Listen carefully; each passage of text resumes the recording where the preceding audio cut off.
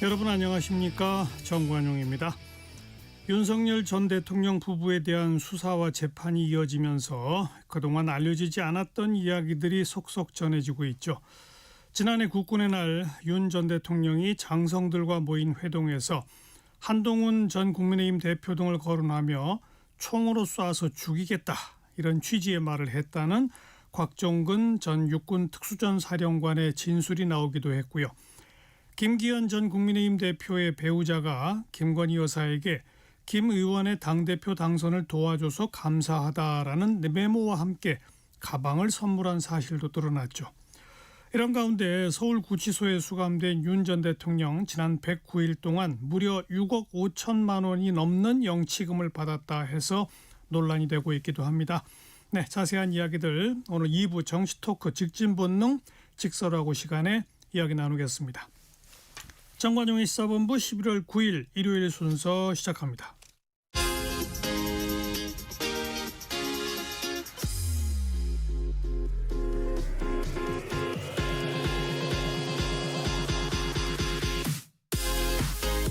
대한민국 시사의 중심 토요일 일요일 낮 12시 10분 KBS 1라디오 정관용의 시사본부. 한 주간 주요 뉴스 생생한 음성 자료와 함께 정리해드리는 곽지연의 주간 뉴스 브리핑입니다. 곽지연 리포터 어서 오세요. 네, 안녕하세요. 이재명 대통령이 내년도 정부 예산안 처리를 당부하는 시정연설을 했죠. 네, 이재명 대통령의 정부 본 예산안에 대한 국회 시정연설은 취임 후에 처음입니다. 그러니까 이번 시정연설의 최대 화두는 바로 인공지능입니다. 그러니까 역대 최대인 728조 원 규모의 내년도 예산안 방향성을 설명을 하고 그 예산안 통과를 위한 협력을 당부했습니다. 지난 4일 화요일 KBS 9시 뉴스로 국회 현장의 소리 들어보시죠. 내년도 예산안은 올해보다 8.1% 증가한 728조 원 규모입니다. 특히 AI 3대 강국 도약을 위해 올해 예산보다 3배 이상 늘어난 10조 원가량이 편성됐습니다. 내년은 인공지능 시대를 열고 대한민국의 새로운 100년을 준비하는 역사적 출발점이 될 것입니다. 이 대통령은 국가 생존 전략 차원에서 투자가 절실하다며 예산안 처리에 초당적 협력을 당부했습니다. 정보화 시대에는 하루가 늦으면 1년이 뒤처지겠지만 인공지능 시대에는 하루가 늦으면 한 세대가 뒤처지게 됩니다. 확장 재정 기조 속에서도 불필요한 예산은 과감하게 삭감했다는 점도 강조했습니다.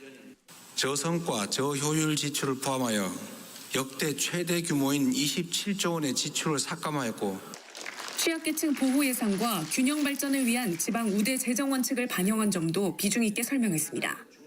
이 대통령은 또 국방 예산을 올해보다 8.2% 증액해 자주국방 실현을 앞당기겠다고도 밝혔습니다. 대한민국이 국방을 외부에 의존한다는 것은 우리 국민의 자존심 문제 아니겠습니까? 민생 예산 확대 필요성에 여야는 공감했지만 세부 내용을 두고는 입장차가 큽니다. 이 대통령의 대표 정책인 지역사랑 상품권, 기본소득 시범사업과 함께 관세 협상에 따른 대미투자 재원 조달 방식 등도 쟁점이 될 전망입니다. KBS 뉴스 손서영입니다. 노동계가 현행 60세인 정년을 65세까지 연장하는 법안을 올해 안에 통과시켜달라 이렇게 국회에 촉구했어요. 네, 지난 대선 이재명 대통령의 공약이었던 만큼 여당도 연내 입법 추진을 목표로 내세우고 있는데요. 그러니까 사회적 합의가 이루어질지 주목됩니다. 지난 5일 수요일 KBS 9시 뉴스입니다. 국회를 찾은 양대 노총은 정년 연장 법안의 연내 통과를 압박했습니다. 출생 연도별로 다른 국민연금 수급 개시 연령이 2033년부터 65세로 통일되는데 현행 60세 정년을 유지하면 5년의 소득 공백이 발생한다는 겁니다. 정부는 어떠한 대책도 없이 한국노총위원장입니다. 불구경하듯 뒷짐만 지고 있습니다. 이미 노사의 입장은 충분히 확인되었고 내년부터 바로 65세로 하자는 것이 아니라 양경수 민주노총위원장입니다. 연령과 맞추어서 정년을 연장하자라고 하는. 민주당은 정년 65세 입법을 연내 마무리하겠다는 의지를 드러냈습니다. 고령자 소득과 연금 재정 안정, 숙련 인력 활용을 위한 정년 연장 필요성을 강조했는데 당내 특위를 중심으로 노사 간, 세대 간 이견 조율부터 시작한다는 계획입니다. 세대와 노사를 아우르는 사회적 대화의 공론장이 필요합니다. 정년 연장에 대해서 정말 진지하게 해서 반드시 조기에 결론을 갖다 내려야 된다고. 현재 국회에 발의된 정년 연장 법안은 모두 12건. 민주당은 정년을 65세로 연장하되 사업주의 임금체계 개편 의무를 없애도록 한 내용을 중심으로, 국민의힘에선 임금체계 개편 의무는 유지하되 기업의 정년 연장과 재고용 중 선택권을 주도록 하는 데 무게를 실었습니다. 민주당은 재계에서 우려하는 청년 일자리 악화와 임금체계 개편 문제 등을 고려해 조만간 당 특위 차원의 입법안을 마련할 방침입니다. KBS 뉴스 최혜경입니다. 국회 운영위원회 국정감사에서 여야가 또 한 번 거세게 충돌했죠. 네, 지난 6일 국회에서 이재명 정부 출범 이후 처음으로 대통령실을 대상으로 한 국정감사가 진행이 됐습니다. 그러니까 여야는 김현지 대통령실 제1부속실장의 불출석 문제를 놓고 충돌했는데요. 몸싸움까지 번졌습니다. 지난 6일 목요일 KBS 9시 뉴스 들어보시죠. 팽팽한 신경전 속에 시작된 대통령실 국정감사. 전 정부 대통령실에 대한 내란 책임 공방으로 충돌은 시작됐습니다. 주진희 의원이 앉아 계실 것은 피감기관 증인석입니다. 윤석열의 복심, 김건희 호위무사란 평가를 받으며 김현지 부속실장 관련된 의혹을 집중적으로 제기하니까 민주당이 이렇게 조직적으로 입틀막하는 것에 감정이 격해지며 국감은 1시간 만에 중단됐고 잠시 정의하겠습니다. 퇴장하던 과정에 왜 소리 질러? 이른바 배치기, 몸싸움까지 벌어졌습니다. 육중한 몸집으로 다가오더니 저는 회의장 문을 나가려고 하다가 돌아서 있는 상태인데 폭력을 먼저 행사한 것은 몸을 던진 것은 송원석 대표입니다. 가까스로 재개된 국감, 김현지 제1부속실장이 실세인지를 놓고 날선 발언이 오갔습니다. 김현지 실장이 관여했다면 이게 명백히 잘못된 겁니다. 의원님 이게 국정감사랑 무슨 상관인지 모르겠어요. 이게 왜 굉장히 중요한 문제입니다. 왜 중요합니까? 이거는 사법 방해인 거죠. 왜 답박을 압박하십니까? 비서실장 자중해 주시고요. 김 부속실장 불출석도 쟁점이 됐습니다. 부속실장 왜 안 나옵니까? 대통령 일정을 수행해야 되기 때문에 오전만 출석이 가능해서. 그러나 김 부속실장은 대통령을 수행하지 않고 대통령실에 머문 것으로 확인됐습니다. 국민의힘은 지금이라도 김 부속실장을 출석시키자고 했지만 민주당 반대로 무산됐습니다. KBS 뉴스 김유대입니다. 한미 양국의 이 관세 또 안보 합의 사항이 담긴 공동 설명 자료, 이른바 조인트 팩트 시트 발표 시점이 예상보다 늦어지고 있어요. 네, 한미 정상회담에서 논의가 시작된 원자력 추진 잠수함을 한국과 미국 중에 어디에서 건조할지가 참 관심사였는데요. 이 대통령실은 안보 분야에서 추가 의견 조율이 필요하다면서 당초 예상했던 그 발표 시점보다 시간이 더 걸릴 수 있다, 이렇게 밝혔습니다. 지난 7일 금요일 KBS 9시 뉴스로 좀 더 자세한 소식 들어보시죠. 이재명 대통령은 도널드 트럼프 미국 대통령에게 핵 연료 공급을 승인해달라며 원자력 추진 잠수함 의제를 공개적으로 띄웠습니다. 재래식 무기를 탑재한 잠수함을 여러 척 건조해서 우리 한반도 동해 서해에 해역 방어 활동을 하면 미군의 부담도 상당히 많이 줄어들 수 있을 것이다. 이후 트럼프 대통령이 원잠 건조를 승인하며 논의의 속도가 붙는 듯했는데 구체적인 방식 등을 두고 이견이 노출됐습니다. 트럼프 대통령은 선체 건조 장소로 미국 내 필리조선소를 언급했는데 우리 정부는 국내에서 만들겠다는 점을 명확히 했습니다. 우리 수요에 맞는 잠수함을 추진하려고 하고 우리가 한국에서 지으려고 합니다. 필리조선소에 잠수함 시설을 투자한다는 것은 현실적이지 않을 거고. 한미 관세 안보 합의 내용을 담은 설명 자료 조인트 팩트시트 발표가 늦어지는 건 이 문제를 포함한 안보 분야 조율 때문인 것으로 보입니다. 대통령실 고위 관계자는 경주 정상회담 이후 나온 이야기들을 추가로 반영해야 한다며 원잠 건조 등에서 쟁점이 있다는 점을 시사했습니다.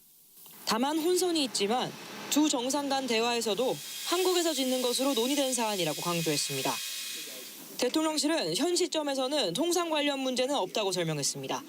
이번 주 중 팩트시트 발표 가능성을 언급해온 대통령실은 안보 논의가 길어질 수도 있다며 구체적인 발표 시점을 특정하기는 조심스럽다고 밝혔습니다. KBS 뉴스 이희연입니다. 대장동 개발 비리 1심 선고 이후에 검찰이 항소를 포기한 것을 두고 검찰과 정치권이 지금 요동이죠. 네, 이틀 전이 금요일 밤입니다. 실형에 선고된 대장동 개발 비리 피고인들에 대해 검찰이 항소 포기를 결정을 했습니다. 검찰이 2심에서의 법리 다툼을 하지 않겠다고 포기를 한 건데요. 그 과정에서 대검과 법무부 수뇌부가 부당한 외압을 가했다는 검사들의 반발이 나왔고요. 결국 서울중앙지검장이 사의를 표명했습니다. 어제 토요일 KBS 9시 뉴스 들어보겠습니다.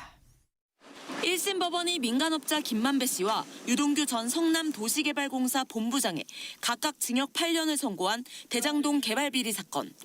피고인들은 모두 형량이 무거워 2심에서 다시 다투겠다며 항소했습니다. 그런데 검찰은 항소시 한인 어제 자정까지 항소장을 내지 않았습니다.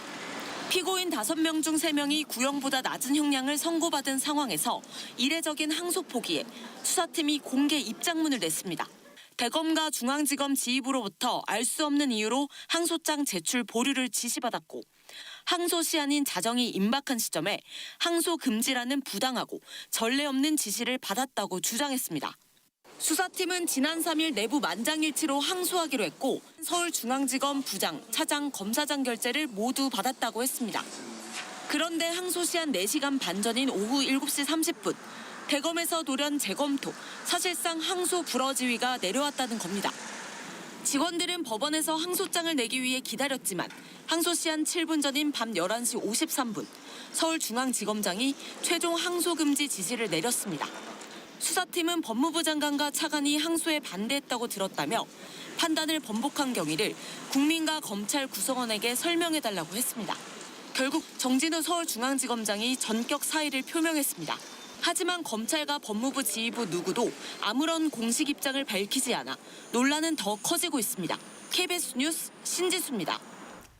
어제 오전 오세훈 서울시장과 명태균 씨가 특검에서 대질 조사를 받았죠. 네, 지난 2021년 서울시장 보궐선거 당시에 여론조사비 대납 의혹을 수사하고 있는 김건희 특검팀은 어제 오전 출석한 오세훈 서울시장 그리고 명태균 씨 대질 조사를 오후 6시까지 진행을 했습니다.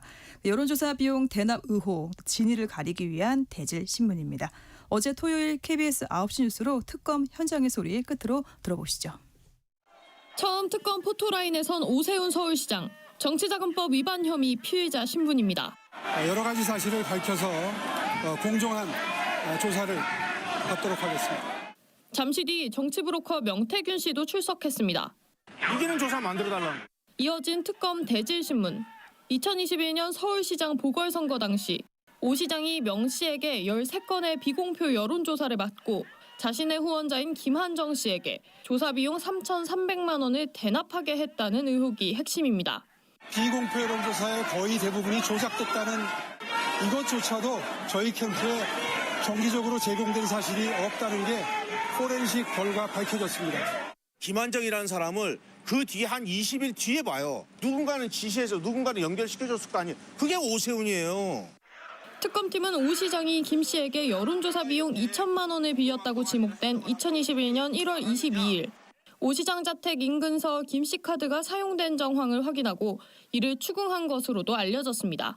특검팀은 대질신문 내용을 토대로 오 시장에 대한 기소 여부를 결정할 방침입니다. KBS 뉴스 정혜주입니다. 주간 뉴스 브리핑이었습니다. 곽지연 리포터 수고하셨어요. 고맙습니다. 정관용의 시사본부 듣고 계십니다. 12시 24분 지났네요. 기상청 또 교통정보센터 차례로 연결해 봅니다. 기상청의 최영호 씨. 네, 날씨 정보입니다. 11월의 9번째 날이자 일요일인 오늘 이 가을 단풍기를 누리시기 좋은 낮 기온이 이어지겠습니다. 하지만 월요일인 내일부터는 북쪽에서 찬 공기가 유입돼 다시 추워집니다. 바람도 강해져 체감 온도는 내일부터 더욱 낮겠습니다. 오늘은 서울이 17도까지 오르겠습니다. 세종이 18도, 대전, 강릉, 광주, 대구 19도, 제주 20, 부산 22도 등 전국이 15도에서 22도 분포로 평년보다 2도에서 3도가량 기온이 높겠고 하늘은 가끔 구름이 많은 정도로 활동하기 온화한 가을 날씨를 누리실 수 있겠습니다. 하지만 내일 월요일 아침 최저기온 대구 한령이 다시 영하 2도, 파주 0도, 서울 오늘보다 7도 떨어진 4도까지 내려앉겠고 내일 낮 최고기온 서울 11도에 그치는 등 전국이 추워지겠습니다. 다가오는 한 주간 화요일이 서울이 3도까지 떨어지면서 한 주 중 화요일 아침이 가장 춥겠지만 다행히 화요일 오후부터 기온을 빠르게 회복하겠고요. 수학능력시험 예비 소집일은 수요일 평년 이맘때 기온을 되찾겠습니다. 목요일 수학능력시험일은 기온이 수요일보다 좀 더 오르겠습니다. 심한 수능 한파는 없을 전망이고요. 대체로 맑은 하늘 아래 서울이 목요일에 8도로 출발해 낮 기온 16도까지 오르면서 평년 이맘때보다 기온이 높겠습니다. 그래도 아침에는 다소 쌀쌀하니까 따뜻한 옷차림 필요하겠습니다. 현재 서울 기온 16.8도까지 올랐습니다. 주말 날씨 정보 전해드렸습니다. 계속해서 이 시각 교통 상황 KBS 교통정보센터에서 임초희 씨가 알려드립니다. 네, 이 시각 교통정보입니다. 먼저 서울 시내 주요 도로입니다. 내부순환도로 성수 방향 홍제에서 홍지문 터널 사이 정체가 오전부터 계속되는데요.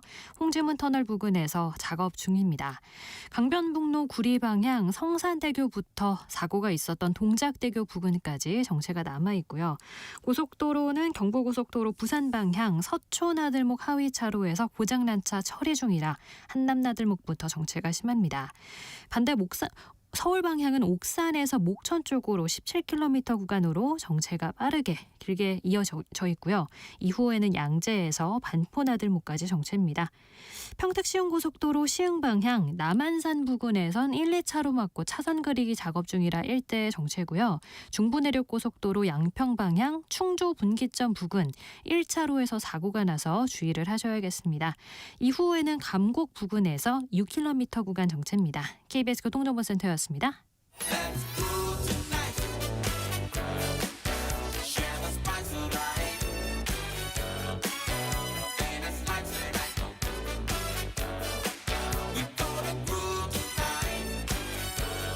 국민 MC 정관용. KBS 1라디오 정관용의 시사본부. 들어보면 달라요. 핫이슈 핫피플 시간입니다. 지난 10월 15일 발표된 11호 부동산 대책을 누구보다 가장 앞장서서 강력하게 비판하고 계신 분이죠.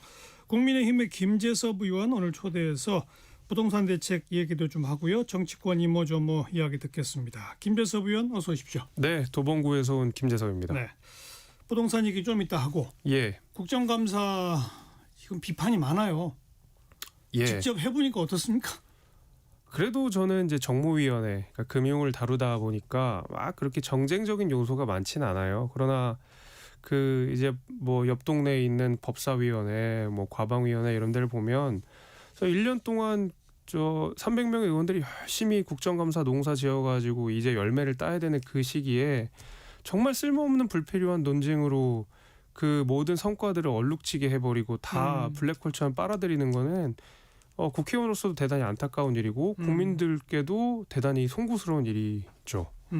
정무위에서는 그런 일 별로 없었어요? 정무위에서는 거의 그런 일은 없었습니다. 보통 물론 이제 그 이제 11호 부동산 대책 관련해서 거긴 당연히 우리 대출 문제가 껴 있으니까 금융 차원에서 여야의 정반대의 시각으로 저희가 갑론을박을 벌이는 것은 있지만 예를 들면 뭐 욕설이 난무한다든지 뭐 몸싸움까지 전혀 그런 거는 없죠. 그러니까 그런데 각자 의원들이 굉장히 열심히 준비를 해가지고 가져왔는데 다들 칼을 갈고 딱 질의를 다 하고 이러는데 옆방에서 그냥 과방위원회로 난장판이 벌어지면 다 이제 사라져 버리는 거죠. 그런 노력들이. 그게 좀 아쉽더라고요. 제가 봤을 때. 작년에는 여당 의원으로서 국감을 했고, 예. 금년에 이제 야당 의원으로 국감을 했잖아요. 예. 둘의 차이가 뭡니까? 그 여당 야당 할 거 없이 그 입장이 바뀌니까 말하는 것도 바뀌더라고요. 그러니까 예를 들면 이제 이런 거예요. 지난해 이제 민주당이 그 국회 증감법을 개정해가지고 예를 들면 뭐 기업 증인이라든지 이런 증인들을 강제로 출석할 수 있게 하는 법안들을 냈는데 요번에 뭐 김현지 국감이니 하면서 말씀 다 알고 계시겠지만 국민들이 그 민주당이 어떻게든 증인 신청을 못하게 하려고 막 그 싸움을 했던 걸 기억하지 않겠습니까? 근데 야당일 때는 모든 증인 다 나와야 돼. 법까지 개정해서 다 나와야 돼 이렇게 이야기를 하다가 여당이 되니까 아 우리한테 불리한 증인은 출석시킬 수 없어 이렇게 하는 거 보니까 되게 이 여야가 바뀌었을 뿐인데 이렇게 입장이 달라져도 되나 이런 좀 아쉬움도 있었습니다. 근데 진짜 국정감사에서는 야당이 더 하기 쉬운 거 아니에요? 야당이 쉽죠. 그죠? 네, 대안은 어쨌든 여당이 내놔야 되는 거고 그러니까요. 야당은 문제점만 지적하면 되니까 좀 편하긴 하죠 아무래도.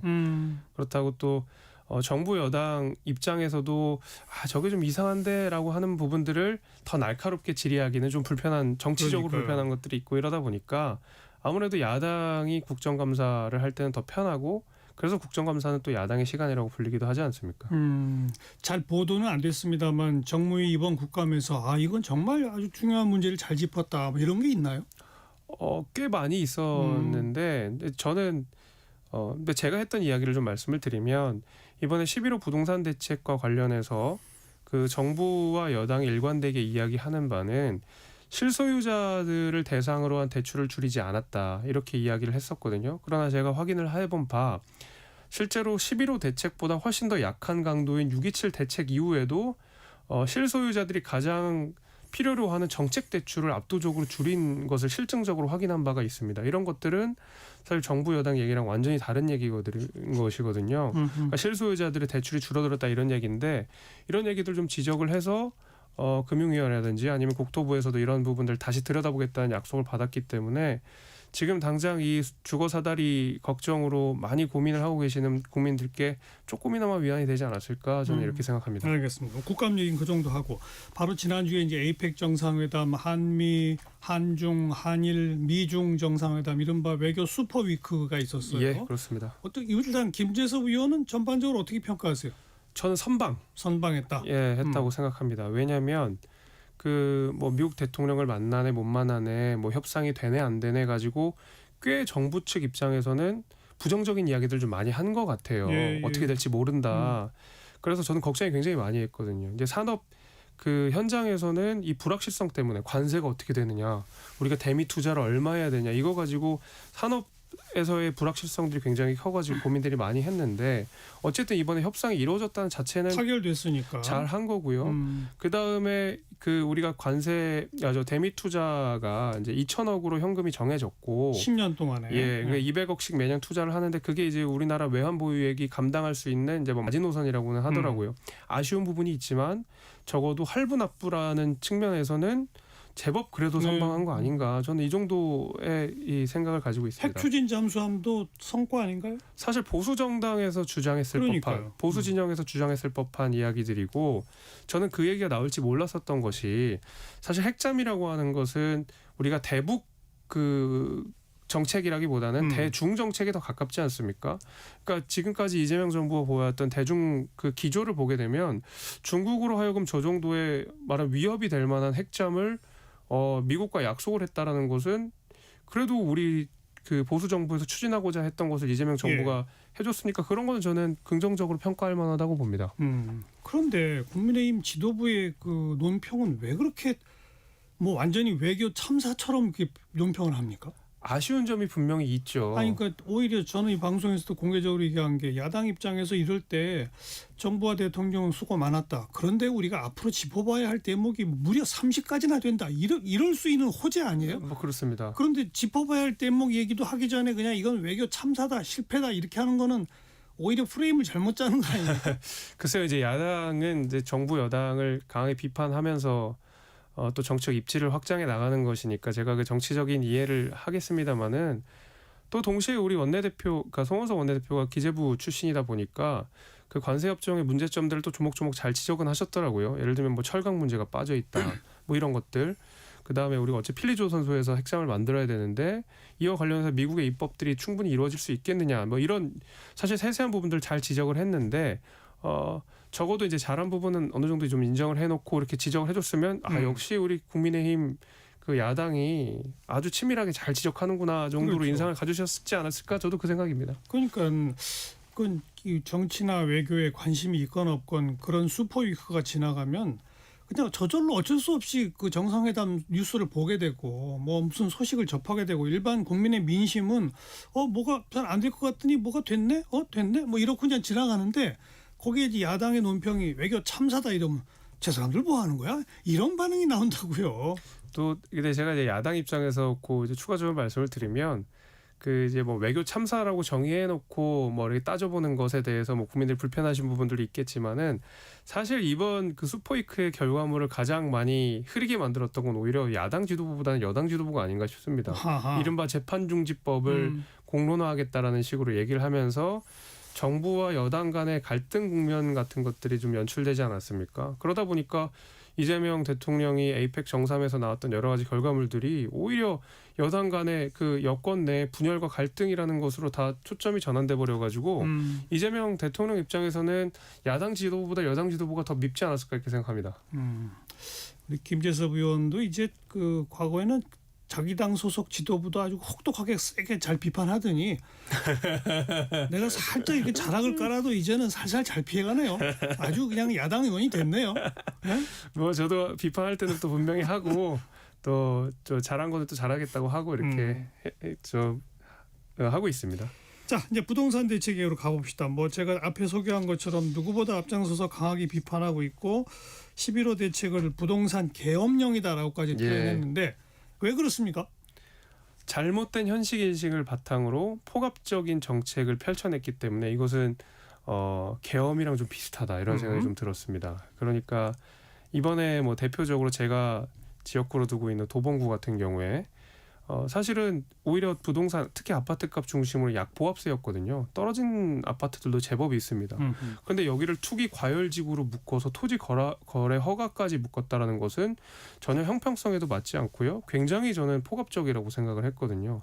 강남 집값 맞겠다고 도봉구의 거래를 틀어쥐는 것은 전 대단히 무책임한 정책이었다고 생각합니다. 그래서 제가 부동산 계엄이라고 하는 굉장히 극단적인 표현까지 좀 썼었는데 제가 우리 초반에도 좀 말씀을 드렸습니다마는 이 실소유자들에 대한 대출이 실제로 많이 줄어들었거든요. 근데 15억 이하 6억 이건 그대로 되고 있지 않나요? 제가 말씀드린 대로 그 15억 이하의 그 아파트 대상으로 정책 대출을 줄이지 않았다는 정부 여당의 말이 거짓말인 것이 대표적인 정책 대출로서 우리가 신생아 특례 대출이라는 것이 있습니다. 그러니까 아이를 낳으면 내지는 아이를 낳을 신혼부부들을 대상으로 한 좋은 정책 그 대출 상품이 있거든요. 근데 그것이 6.27 대책 이후에 9월까지 보면 7월에 그 정책 그 대출 승인이 난 건수에 비해서 9월에 보면 거의 83% 이상이 줄어듭니다. 실제로 정책이 엄청나게 정책 대출이 중에 가장 핵심적이라고 볼 수 있는 신생아 특례 대출마저도 이 정도로 줄였고 그 가운데 그 버팀목 디딤돌 다 줄었거든요. 그리고 이렇게 정책 대출까지 줄이는 상황인데 일반 대출은 말할 것도 없고요. 그러니까 이도저도 못하는 상황이 발생한다는 겁니다. 그래서 실소유자들을 위한 대출을 줄였다라는 것이 사실 거짓말인 것이고 무엇보다도 재건축 재개발이 잘 돼야 공급이 되는 것도 맞는데 지금 여당이나 정부에서는 공급 대책에 대한 뚜렷한 해결책을 내놓지 못하고 있는 상황입니다. 그런 상황에서 11호 대책에서 재건축 재개발을 조금 태클을 거는 그 조항이 들어 있습니다. 그게 뭐냐면 조합 설립 인가 이후에 조합원의 지위 양도를 금지하는 것이 이번 대책 안에 포함이 되어 있는데 그렇죠. 그렇게 되면은 사실 재건축 초기 단계에서 동의율을 많이 높여야 되는 추진위원 들 입장에서는 굉장히 큰 장애가 됩니다. 그리고 그렇게 되면 당연히 대출 처분에 자금을 만드는 방식에 있어서도 장애가 생기거든요. 그러다 보니까 재건축 재개발을 하시는 분들 가운데서도 아우성이 나오는 것이고 실소유자들 내 집 마련을 하고자 하는 분들 대상으로도 아우성이 나오는 것이고요. 그다음에 아이를 낳아서 이제는 정책 대출은 아니지만 일반 대출을 통해서 조금 더 큰 집으로 가서 둘째 아이를 낳아야 되는 그런 분들한테도 이게 집을 갈아탈 기회가 막히니까 여러 군데에서 지금 다 아우성이 나오는 것이고 거기에 대한 피해는 특히 저희처럼 아파트값이 우리 약보합세인 도봉이나 중랑 이런 구들이 가장 크지요. 처음에 이제 그 도봉이나 이런 것은 약보합세였는데 여길 투기 과열지구로 보고 토지거래 허가까지 구역으로까지 묶은 것은 우선 잘못된 인식에 기반한 것이다라고 했잖아요. 그런데 이제 정부의 설명을 보면 강남이 폭등을 하면서 이게 한강변 벨트를 중심으로 확산될 조짐이 뚜렷하게 보였다. 이거는 조금 놔두면은 뭐 다른 지역으로까지 더 확산될 상황이었었다라고 하는 인식이 하나 있었던 것 같고 예. 두 번째로 서울 전체를 이렇게 묶지 않으면 구별로 묶어야 되는데 그거는 정부가 할 수 있는 게 아니라 오세훈 서울시장이 해야 된다. 이렇기 때문에 정부가 할 수 있는 조치로서는 서울 전역을 묶을 수밖에 없었다라는 설명이거든요. 그건 어떻게 보세요? 그건 애초에 전제가 저는 틀렸다고 생각합니다. 강남 3구랑 한강벨을 중심으로 부동산 가격이 폭등했던 것은 사실은 이 국민들의 어떤 학습 결과 같은 게 컸거든요. 그러니까 진보 정권이 들어서면 부동산 값이 오른다. 그래서 사실 계엄 이후에 우리가 대통령 선거 국면에서도 계속 꾸준히 가격은 오르고 있었습니다. 그런데 모든 진보 정부는 가격이 오르는 상황 속에서 공급 대책을 먼저 하거나 실소유자들을 위한 대출을 더 늘리는 것이 아니라 기본적으로 억제 정책을 사용해 왔었고 그것은 반드시 부동산 폭등으로 이어졌거든요. 노무현 정부 때도 하늘이 두 쪽 나도 부동산 잡겠다고 하셨었고 문재인 정부 때도 부동산만큼 자신 있다고 말씀하셨는데 실패한 거 아닙니까? 반대 결과죠 항상. 늘 반대 결과가 됐는데 그렇다면 오히려 이러고 오르고 있을 때 더 뚜렷한 공급 대책을 내놓을 그 메시지가 나왔어야 되는데 과거와 똑같이 역사적인 그 실패사를 그대로 답습하면서 틀어막는 것은 애초에 전제도 틀렸고 해결 방법도 전 틀렸다고 생각합니다. 중간에 공급 대책을 한번 발표하긴 했는데 구체성이 떨어졌다 이거죠? 매우 떨어지고요. 특히 이제 그린벨트 해제하겠다라는 말도 뭐 검토가 됐었는데 저는 그것도 답이 아닌 것이 지금 서울 지역 내 재건축 재개발을 기다리고 있는 그 지역들이 굉장히 많거든요. 일시적으로 재개발 재건축이 되면은 공급이 떨어집니다. 너무 당연하죠. 거기에 있는 집이 허물어지는 것이니까. 그러나 장기적으로 보면 결국 공급이 늘어나기 때문에 아파트 가격이 안정되거든요. 근데 서울 시내 한복판에 있는 재건축 재개발을 이게 투기가 될 수 있고 부동산 값이 폭등할 수 있다는 이유로 다 막아놓고 그린벨트를 풀겠다는 것은 정면 돌파를 하지 않고 계속 우회의 방법으로 알겠어요. 쉬운 방법을 저는 택하고 있다고 생각합니다. 네. 또 이게 그 토지거래 허가 지역으로 바뀌고 이러면서 제일 뚜렷하게 바뀌는 거는 반드시 실거주해야 한다는 거 아닙니까? 예. 다시 말하면 전세를 끼고 하는 갭 투자는 원천적으로 봉쇄되는 거죠. 예.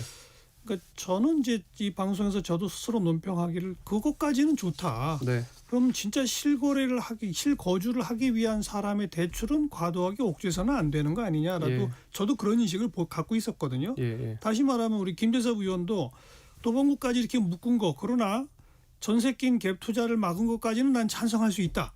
이래야 되는 거 아닌가요? 근데 반대로 자꾸 이제 국민의힘 쪽에서 논평을 내거나 비판하는 걸 보면 당신들은 전부 전세 끼고 갭 투자했으면서 왜 우린 못하게 해라는 식의 비판으로 들리거든요.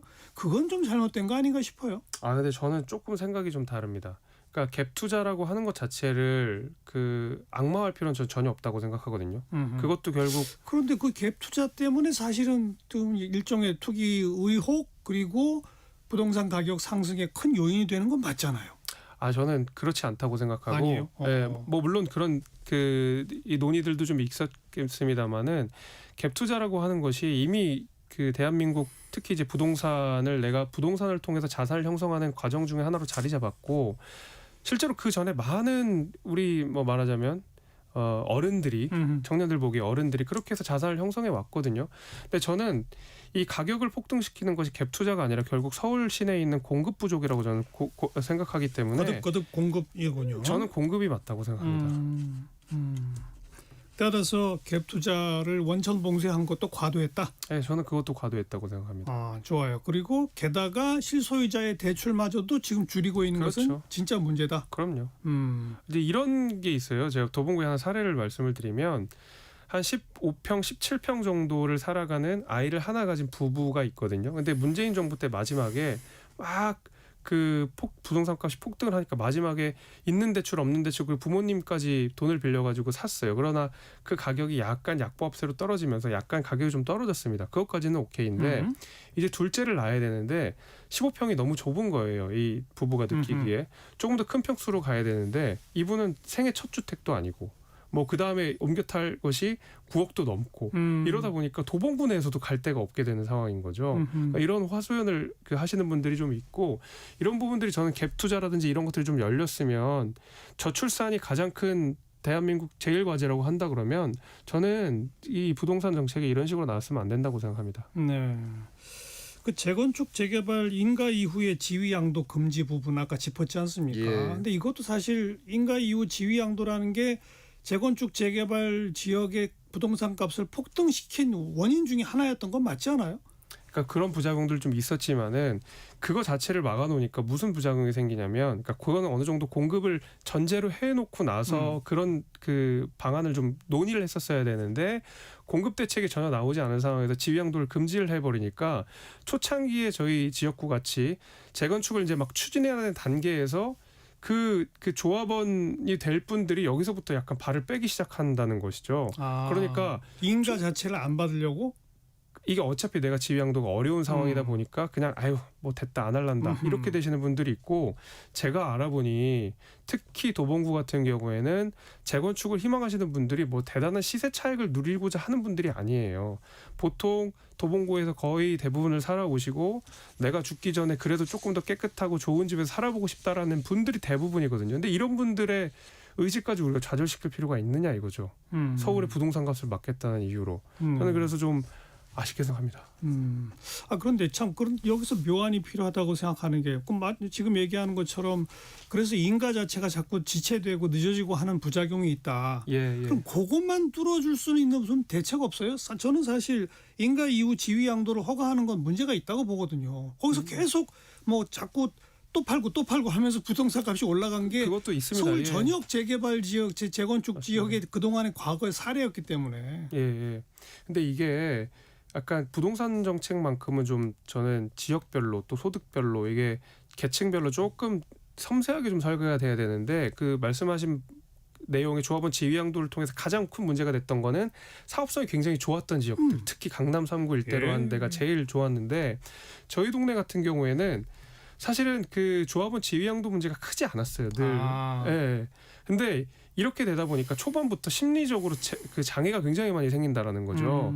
제가 말씀드린 대로 이 강남 3구 내지는 한강벨트 일대에 대한 정부의 어떤 뭐 옥죄기, 그게 민주당의 방향성이라면 동의가 될 텐데 저희 같이 전혀 해당 사항이 없는 지역까지도, 그때 재건축의 사업성을 가지고도 우리가 항상 고민을 하는 그런 지역까지도 이렇게 묶어버리니까 심리적으로도 장애가 굉장히 많이 생긴다라는 거죠. 그래서 저는 이번 정책을 지금이라도 늦지 않았다 철회하고 조금 더 세심하게 설계할 필요가 있다, 저는 이렇게 생각합니다.